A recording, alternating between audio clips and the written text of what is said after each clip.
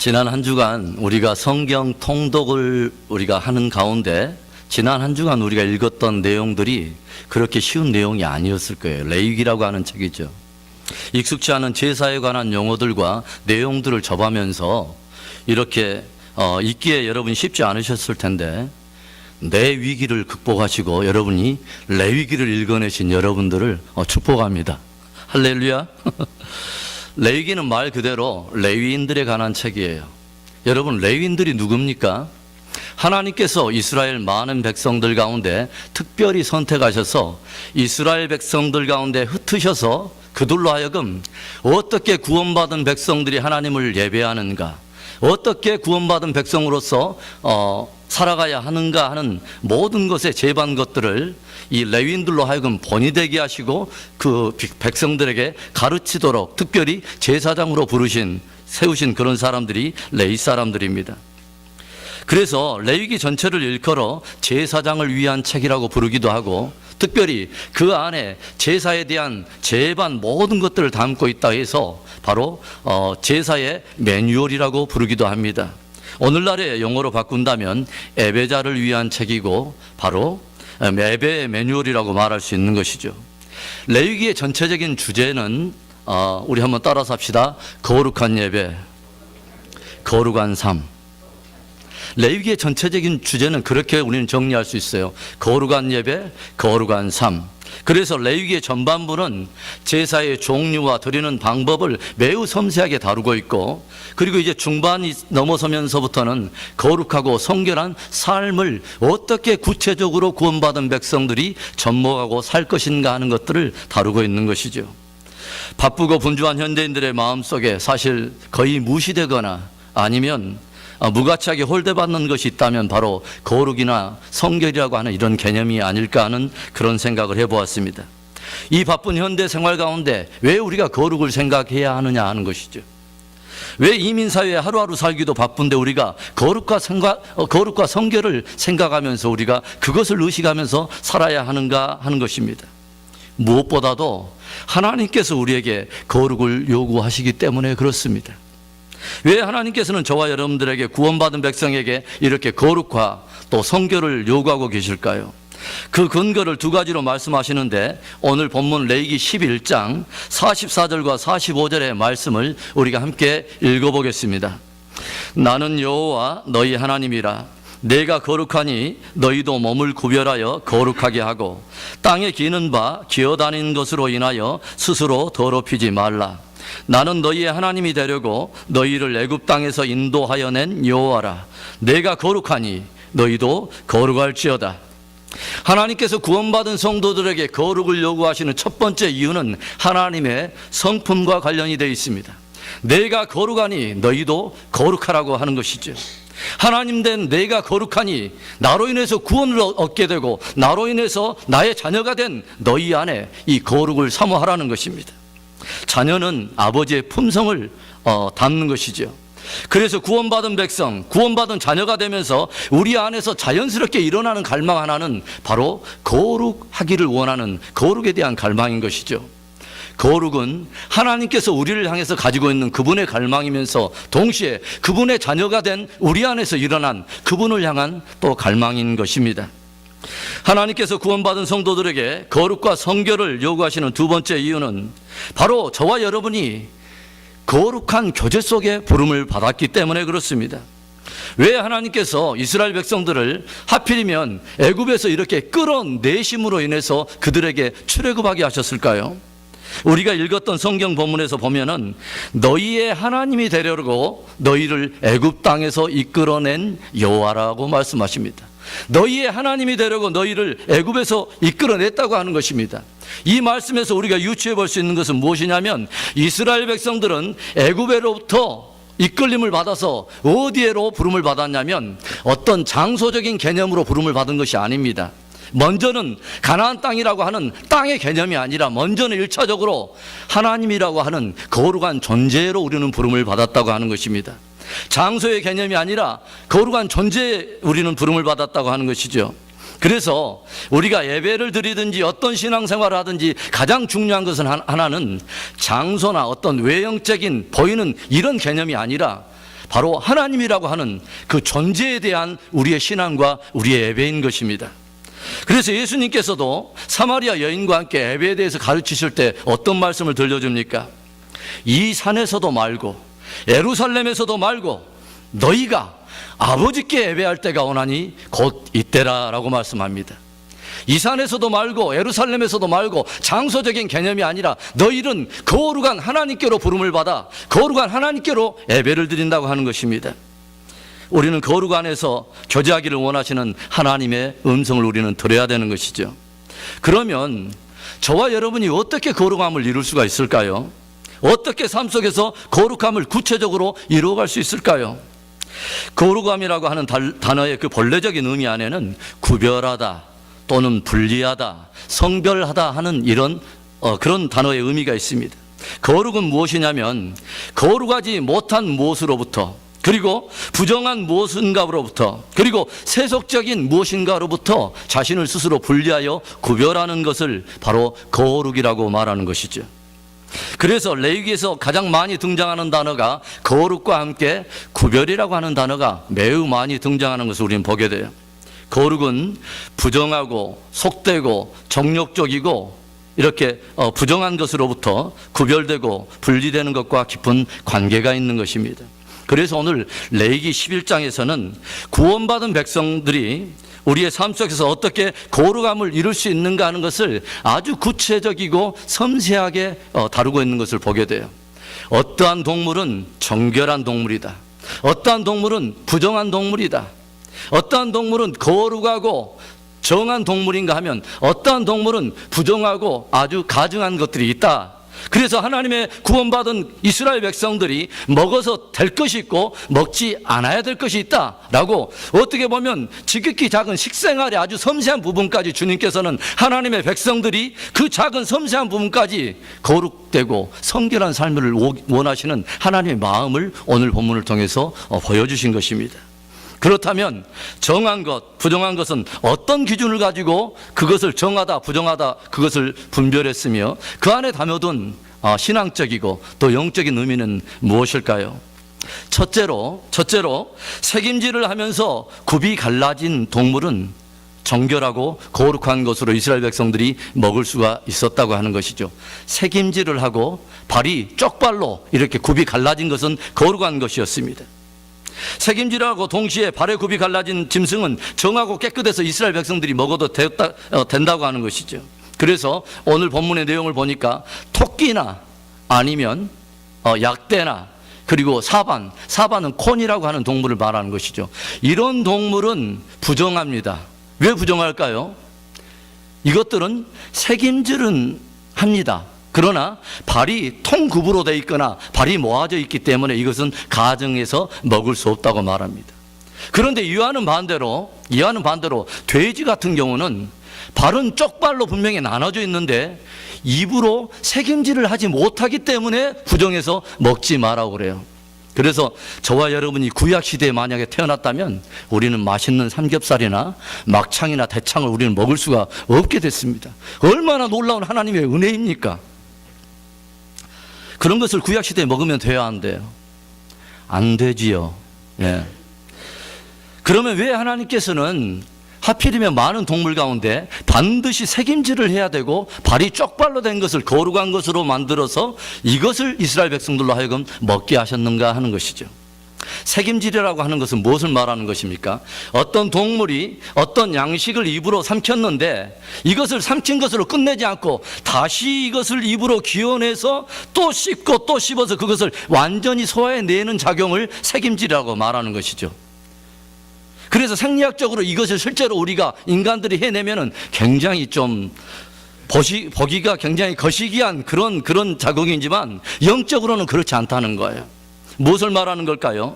주님께로부터 우리가 거룩한 진리의 말씀을 받고 하늘의 양식을 먹었을 때는 한번 꿀꺽 삼키고 말아버리는 것이 아니라 그것을 깊이 묵상하고 또 되씹고 되씹어서 마침내 나의 레마로 잡고 열매를 맺는 바로 그 영성이 정결한 성도의 영성이라고 주님은 말씀하시는 것입니다.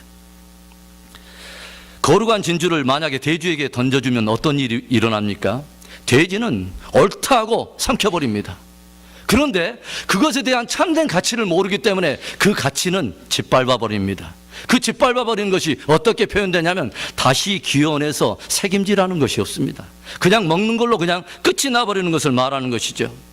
그러나 정말 그 값진 진주를 찾아다니는 진주 장사에게는 값진 진주 하나를 만나면 그 진주의 질과 격을 따져가지고 자기 이제는 모든 것들을 다 팔아가지고 그 값진 진주를 소유해내는 것입니다. 왜냐하면 그 값진 진주가 가지고 있는 그 무한한 가치를 알고 있기 때문에 그렇습니다.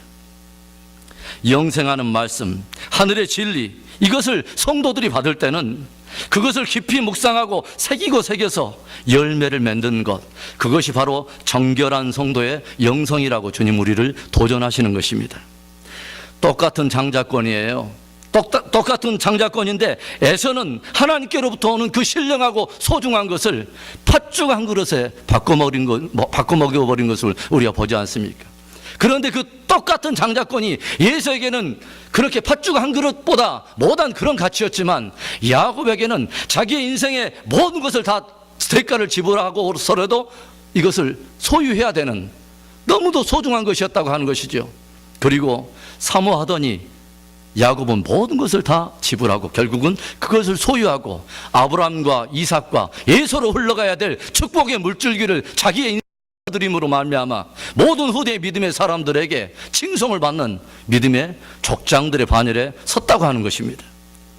1867년 10월 18일에 미국은 러시아로부터 알래스카라고 하는 적지 않은 대륙을 매입을 했습니다. 애초에 이 러시아인들은 왜 알래스카를 그렇게 고집하면서 이 땅을 소유하고 있었냐면 그것은 간단했습니다. 알래스카의 가치는 그들에게 고급 모피를 만들 수 있는 해달을 많이 잡을 수 있었기 때문에 결국 그 해달을 잡을 수 있는 그 정도의 가치만을 가지고 알래스카의 대륙을 소유하고 있었어요. 그런데 이 사람들이 얼마나 많이 포획을 해버렸던지 짧은 기간 동안 지나치게 잡아들였기 때문에 이미 해달은 멸종의 위기에 처하게 되고 그리고 이 본토 러시아의 대륙으로부터 멀리 떨어져 있는 알래스카라고 하는 대륙을 이 관리하기가 너무 성가신 거예요. 너무 멀리도 떨어져 있어서. 바로 이때에 미국 국무장관 시워드는 온 국민들로부터 쓸모없는 거대한 냉장고를 사들인다는 그 빗발치는 야유를 다 견뎌내면서 텍사스의 2배가 되는 거대한 알래스카라고 하는 그 대륙을 720만 불, 한 에이커당 2센트씩의 그 돈을 주고 이 대륙을 사들였습니다. 볼품없고 참으로 소용없는 거대한 냉장고 치고 상당히 많은 값을 치러낸 거죠. 그런데 어떤 일이 벌어집니까? 매입 후 30년 뒤에 알래스카 영토의 북부에서 황금이 발견되기 시작해요. 그리고 과학자들이 갑자기 알래스카의 바다 밑에 저장되는 무한한 수자원에 대한 가치를 평가하기 시작합니다. 그리고 한 세기가 지나기 전에 알래스카의 미국 전 대륙에서 수십 년을 쓰고도 남을 어마어마한 석유가 매장된 것을 발견하기 시작하면서 시워드가 가지고 있는 다른 사람들이 보지 못했던 그 깊은 해안과 미래를 보는 그 예지의 그 눈을 다시 한번 평가하면서 이 시워드라고 하는 사람은 전 세계적으로 귀한 지도자로 그 부상을 하게 되는 것을 봅니다. 그리고 러시아는 황금의 보고를 헐값에 팔아버리고 두고두고 후회하게 되었습니다. 귀한 것을 보아도 알지 못하고 깨닫지 못하면 그것은 무용지물인 것입니다. 아무리 귀한 것을 들어도 그것을 깨닫지 못한다면, 그 가치를 알지 못하면 아무것도 아닌 것입니다. 거룩한 말씀, 하늘의 진리를 받은 성도들은 그것을 깊이 책임질해서 마침내 하나님께서 그것을 통해서 열매 맺기를 원하는 그 합당한 열매를 맺는 그 신앙을 주님은 성도의 정결한 영성이라고 말하는 것입니다. 정하여 먹을 수 있으려면 이렇게 책임질도 해야 되지만 또 하나 무엇을 해야 된다고 그랬죠? 발이 쪽발이 돼야 돼요. 발이 나눠져 있어야 된다고 하는 것이죠. 굽이 갈라져 있지 않으면 책임질해도 그건 부정한 짐승이었어요. 책임질이 입의 역할이라면 이 쪽발이 되는 것은 발의 역할인 것이죠. 토끼나 약대나 사바는 입으로 책임질을 하지만 이것은 부정한 짐승이었습니다. 왜 그랬죠? 발이 나눠 있지 않았습니다. 통굽으로 되어 있거나 모아져 있기 때문에 이것은 부정해서 먹을 수가 없었다고 하는 것이죠. 무엇을 의미하는 것일까요? 이것은 성도에게 구별된 삶을 도전하시는 가르침이 그 안에 담겨 있는 것이죠. 책임질을 해서 참으로 이 진리의 가치를 발견했다면 이제는 그 진리에서 세상과 구별된 삶을 살아야 한다고 하는 것을 우리에게 가르치시는 것입니다. 발은 무엇을 가르치냐면 그 사람의 인생을 담고 있어요. 그 사람이 출입했던 인생의 모든 행위와 모든 길의 여정을 다 그 발이 담고 있는 것입니다. 그래서 사도 바울이 무엇을 말합니까? 구원받은 고린도 성도들에게 이런 말씀을 들려줘요. 너희는 믿지 않는 자들과 멍에를 함께 매지 말라. 의와 불의가 어찌 사귀겠으며 빛과 어둠이 어찌 교제를 나누며 그리스도와 벨리알이 어찌 일치하겠으며 빛과 어둠이 어찌 어울리며 하나님의 성전과 우상들이 어찌 조화를 이루겠느냐. 그러므로 너희는 그들 가운데서 나와 스스로 분리하고 부정한 것을 만지지 말라. 이런 말씀을 도전합니다. 오늘날 우리가 주변에 살아가는 우리의 현대 우리 사회를 조명해 보면 다원주의적인 색채가 도처도처에 깊게 뿌리를 내리고 있는 것을 우리는 보게 됩니다.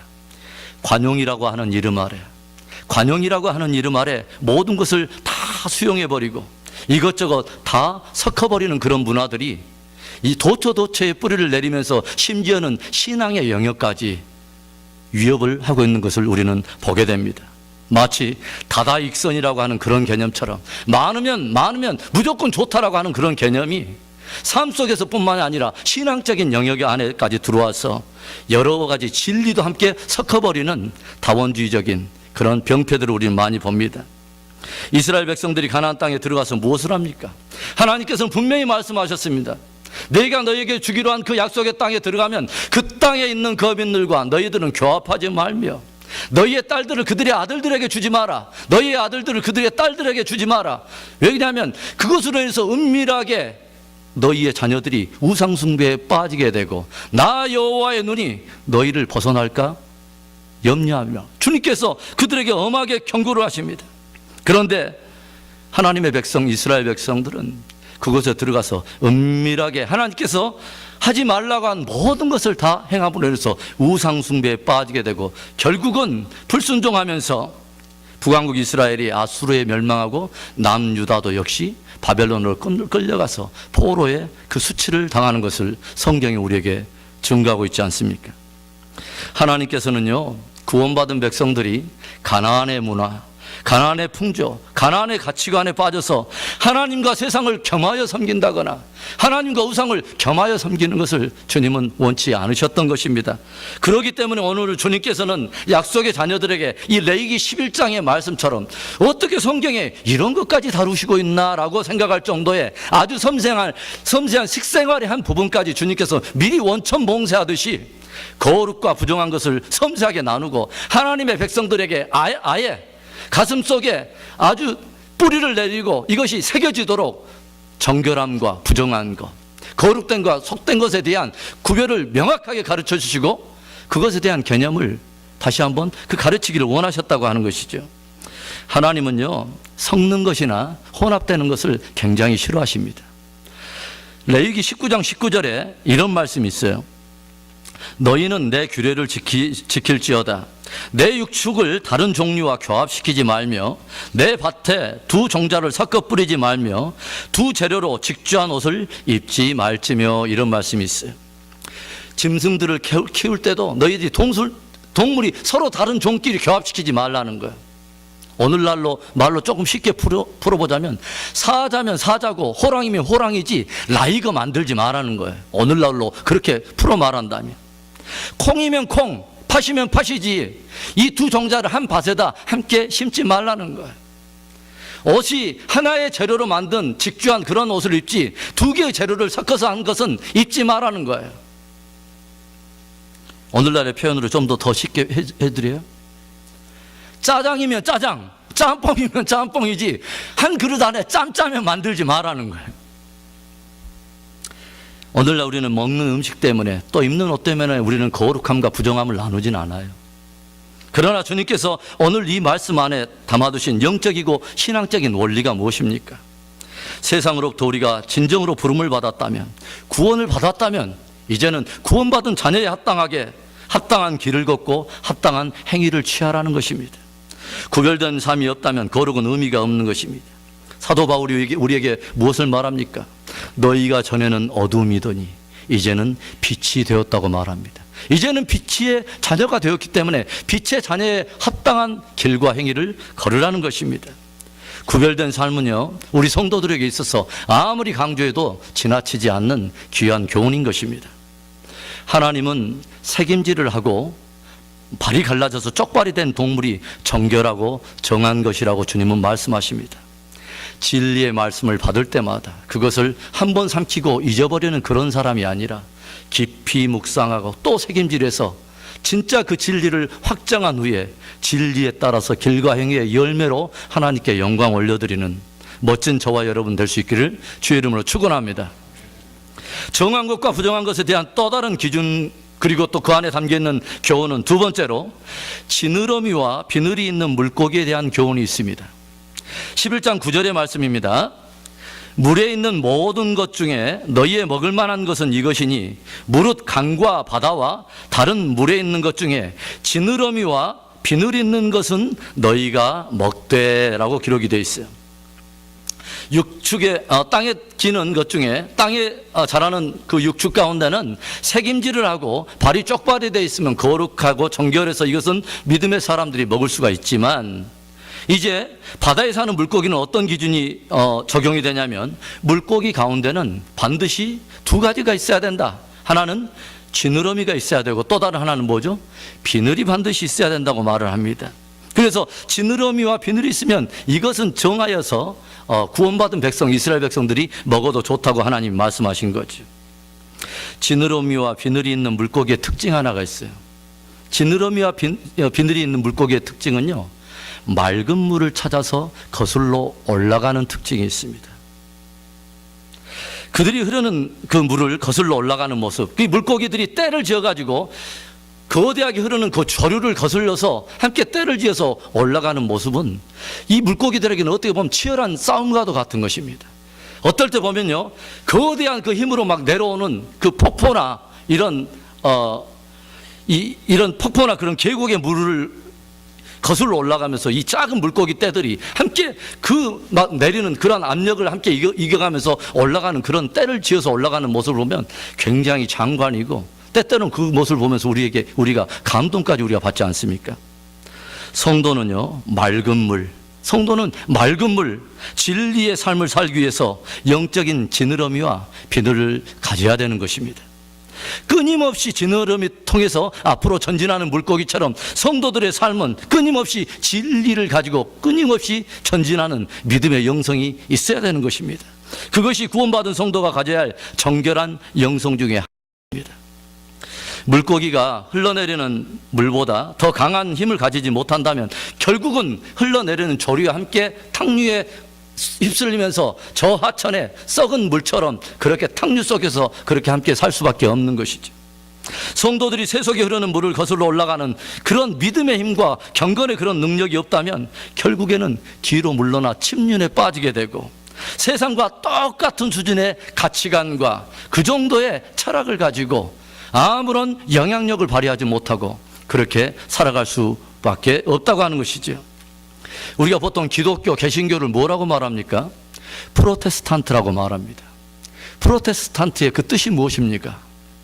저항하다, 거스리다, 이런 뜻입니다. 그러니까 기존에 흘러내려오는 잘못된 것을 거슬러 올라가서 그것을 바꾸고 변화시키는 그런 주체라고 하는 그런 의미가 있는 거예요.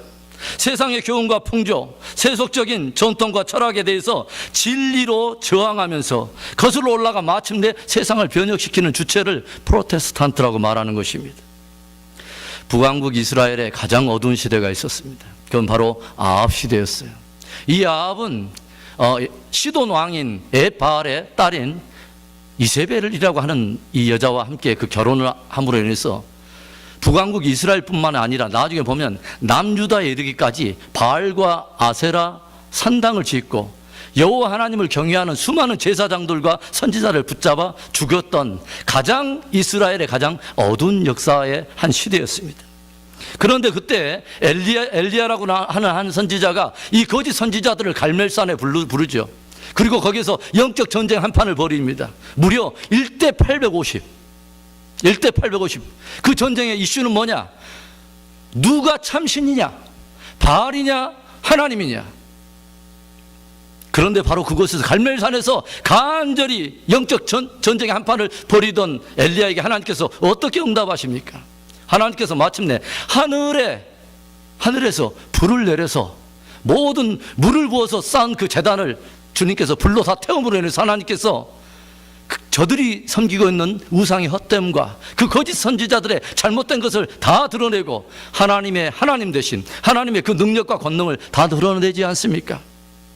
그리고 그 세대를 거슬러 외로이 싸우고 있는 이 엘리야에게 하나님께서 이런 용기 있는 말씀을 주시는 거죠. 이런 말씀으로 용기를 주시면서 말씀하시는 거죠. 내가 바알에게 무릎 꿇지 아니한 7천인을 남겨두었노라. 바알에게 무릎 꿇지 아니한 7천인을 남겨두었다가 주님은 말씀하세요. 사랑하는 성도 여러분, 오늘 우리에게는 주님의 진리를 가지고 세상을 거슬러 올라가는 영적 지느러미가 저와 여러분들에게 있습니까?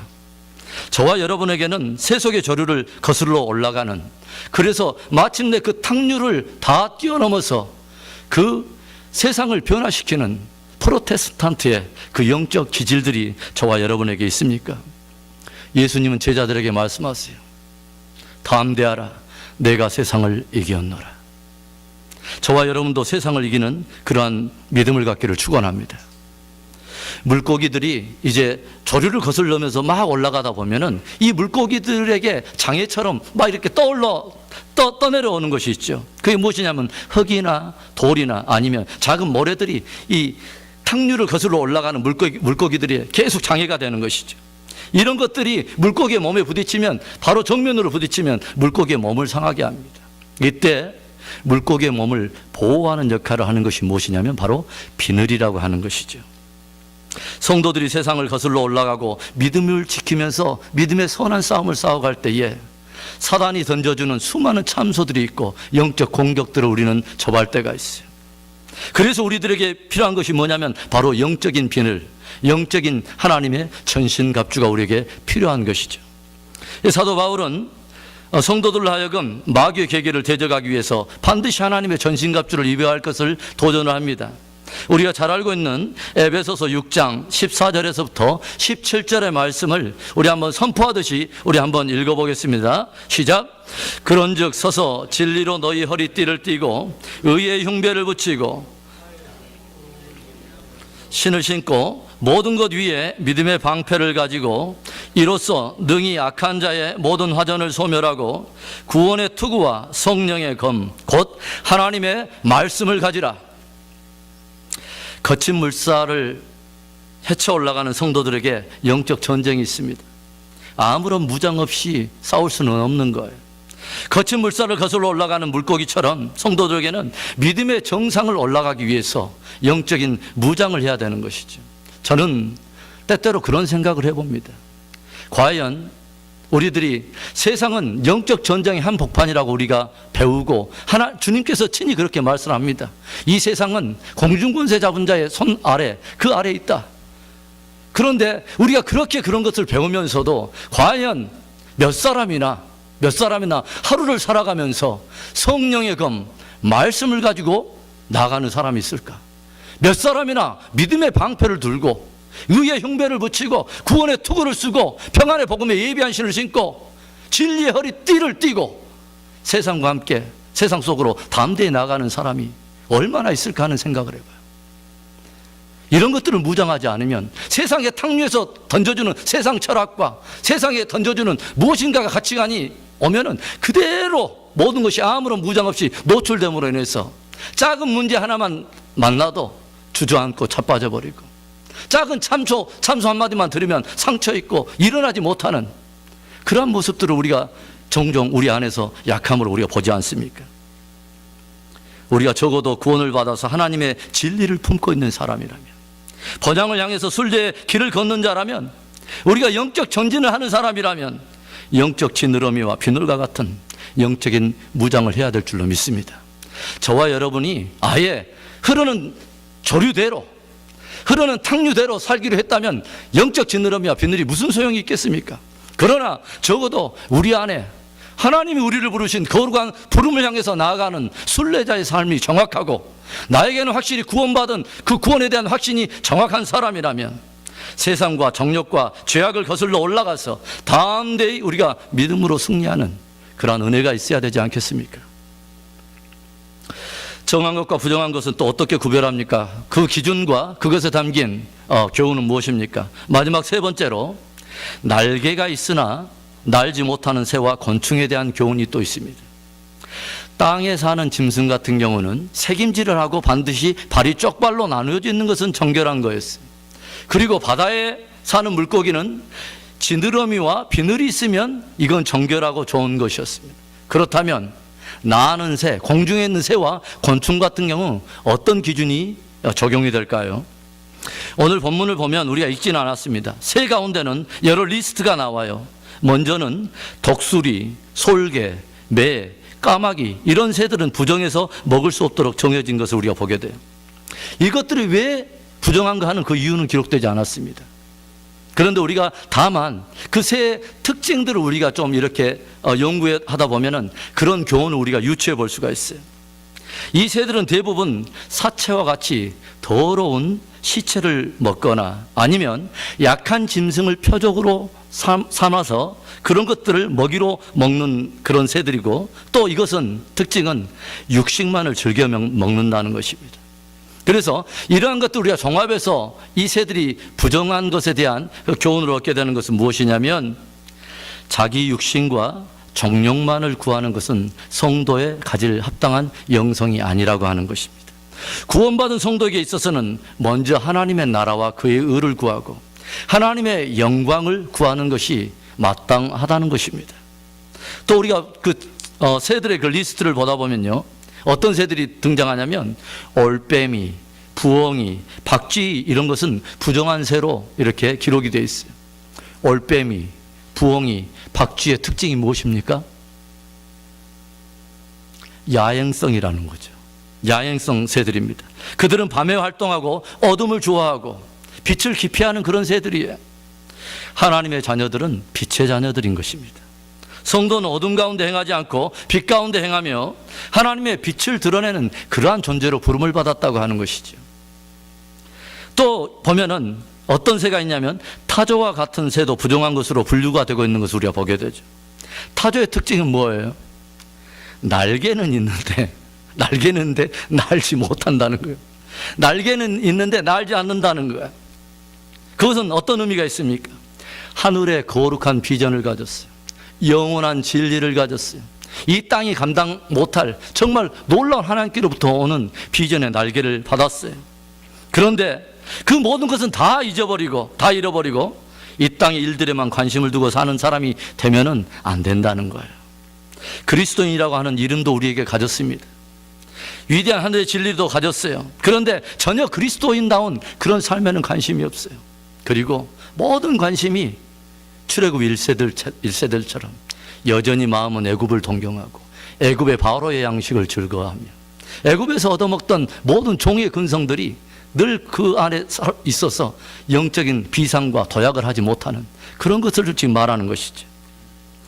방주에서 노아가 물이 얼마나 감했는가 하는 그 여부를 알기 위해서 2마리 새를 날려보내는 일이 창세기에 기록되어 있어요. 무엇과 뭐죠?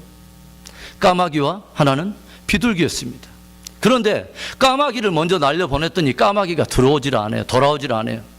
자기를 보낸 주인의 뜻을 모르고 다 잊어먹고 자기가 못하러 돌아다니면 바다 위로 이리저리 다니면서 다 썩은 사체들, 둥둥 떠다니는 사체를 먹느라고 정신없어가지고 이 노아에게 돌아오지 않습니다. 그런데 이 노아가 이제는 비둘기를 날려보냅니다. 그런데 처음 이렇게 나갔을 때는 비둘기가 자기가 물이 아직 마르지 않았기 때문에 접촉할 것을 얻지 못하고 다시 어디로 돌아오냐면 노아의 품에 돌아오는 이야기가 등장하죠. 그리고 다시 또 날려보냈을 때는 이번에는 어떻게 합니까? 그 입에 뭔가를 물고 돌아오죠. 뭐죠? 감람새 잎사귀를 물고 돌아와요. 사랑의 바다, 심판의 바다 속에서 뭐요? 한 줄기 생명의 빛의 소망을 물고 들어와서 주인에게 기쁨을 가져다 줍니다. 그리고 나서 다시 세 번째 날려보낼 때는 이제는 비둘기는 돌아오지 않아요. 이제는 그 사명의 땅에 뿌리를 내리고 사는, 그래서 이 비둘기를 설명할 때 한 선교사의 모형으로 해석해 가는 사람이 있어요. 레위기에서는 까마귀는 부정한 동물로 분류하고요, 이 비둘기는 정결한 새로 분류하고 있는 것을 우리가 봐요. 비둘기는 왜 그렇게 정결할까요? 자기를 보낸 주인의 뜻을 순종하고 그 주인에게 기쁨을 가져다 주는 새였다고 하는 것이죠. 왜 비둘기가 그렇게 정결한 새였을까요? 우리는 예수님의 세례 요한에게 세례를 받는 모습을 성경이 표현하면서 어떤 새의 어떤 형상을 비유해서 표현하고 있는 것을 봐요. 성령이 임하실 때 뭐처럼 내렸다고 말하냐면 비둘기 같은 성령이라고 말을 합니다. 그리고 또 성경을 보면 사람이 범죄하게 됐을 때, 사람이 가난해서 소나 양을 때려잡을 정도의 그 정도의 재산이 없는 사람은, 가난한 사람은 하나님이 뭘 가져오라 하냐면 비둘기를 가져오라고 말을 합니다. 비둘기는 정해서 하나님께 제물로 드려졌다고 하는 것입니다. 날개가 있지만 날지 못하는 새를 먹을 수 없었듯이, 우리가 보면 곤충도 날개가 있지만 날지 못하면 부정하고 가증한 것으로 구별하고 있는 것을 봅니다. 레위기 11장 20절의 말씀을 볼까요? 날개가 있고 내 발로 기어다니는 곤충은 너희에게 가증하고, 이렇게 기록되어 있습니다. 날개가 있는데도 내 발로 땅을 기는 곤충은 다 가증해서 너희가 먹을 수 없다고 말해요. 분명히 날개를 받았어요. 그러나 날 생각을 하질 않아요. 약속의 땅에 대한 비전을 받았어요. 축복을 받았어요. 하나님께로부터 거룩한 사명을 받았어요. 그러나 날지 않아요. 날지 못해요. 이제는 그게 익숙해졌고 날지 못해요. 그런데 오늘 그 레위기를 보다 보면요, 날개 있으면서 이 땅에 기는 것은 다 가증한데도 그 가운데서 특별히 정결하다고 일컬어 놓는 것이 있어요. 그게 무엇이냐면 11장 21절인데요. 곧 그 중에 메뚜기 종류와 배짱이 종류와 귀뚜라미 종류와 팥종이 종류는 너희가 먹으려니와, 이런 말씀이 있습니다. 날개가 있으면서도 날지 못하고 기는 것은 다 가증한데 그 가운데서 특별히 하나님께서 먹을 수 있도록 정결하다고 말하는 게 네 종류를 말해요. 뭐냐면 메뚜기, 배짱이, 귀뚜라미, 팥종이, 이런 것은 먹을 수 있답니다. 왜 먹을 수 있도록 정하셨을까요? 이 네 부류의 특징은, 공통적인 것은 뛰는 다리가 있다고 하는 거예요. 뛰는 다리가 있어요. 그래서 이 땅을 기다가도 위기의 순간이나 자기 어떤 목적이 있을 때는 그 뒷다리 힘을 위해서 도약을 하는 것입니다. 그리고 도약을 할 때 공중에 뜨면서 바람의 힘을 이용해서 난다고 하는 것이죠. 이것을 하나님께서는 이스라엘 백성들 사이에 먹어도 될 정결한 곤충으로 분류하고 있다고 하는 것입니다. 진리에 대한 우리 그리스도인들의 자세가 어떠해야 함을 교훈하고 있는 것입니다. 우리들 안에는요, 이 땅에 발을 붙이고 살고 있지만 늘 은혜를 사모하는 귀한 갈망이 있어야 되는 것을 말하는 거예요. 참된 성도, 참된 하나님의 자녀라면 하늘의 것을 향해서 도약하는 믿음의 몸부림이 있어야 된다는 것을 우리에게 가르쳐 주시는 것입니다. 그런데 이 메뚜기나 배짱이나 귀뚜라미, 팥종이 종류는 비록 널리 그렇게 뛰거나 날지는 못하지만 땅에서 도약을 해요. 이런 것들은 정결하다고 말하는데 아예 온몸을 땅에 밀착시키고 기는 것들 있죠. 도마뱀, 그 다음에 쪽제비, 이런 쥐, 파충류와 같은 것은 아예 모든 것이 다 가증하고 죽은 사체까지 부정해서 이런 것은 만지지 말라고 성경이 기록하고 있습니다. 사랑하는 성도 여러분, 오늘 짧은 시간에 레위기 공부 다 다루기가 우리가 쉽지는 않아서 한 부분에 우리가 교훈적인 부분을 우리가 발췌해서 우리가 나눕니다만, 이런 것이 먹고 마시는 음식의 이야기가 아니잖아요. 이것을 통해서, 곤충을 통해서, 새를 통해서, 육축을 통해서, 물고기를 통해서 우리 성도들의 있어야 될 귀한 영성을 도전하는 말씀인 것입니다. 레위기는 거룩한 예배, 거룩한 삶을 다루고 있다고 제가 말씀을 드렸어요. 거룩한 예배는 거룩한 삶과 함께 어울려 드려지는 것이 거룩한 예배인 것이죠.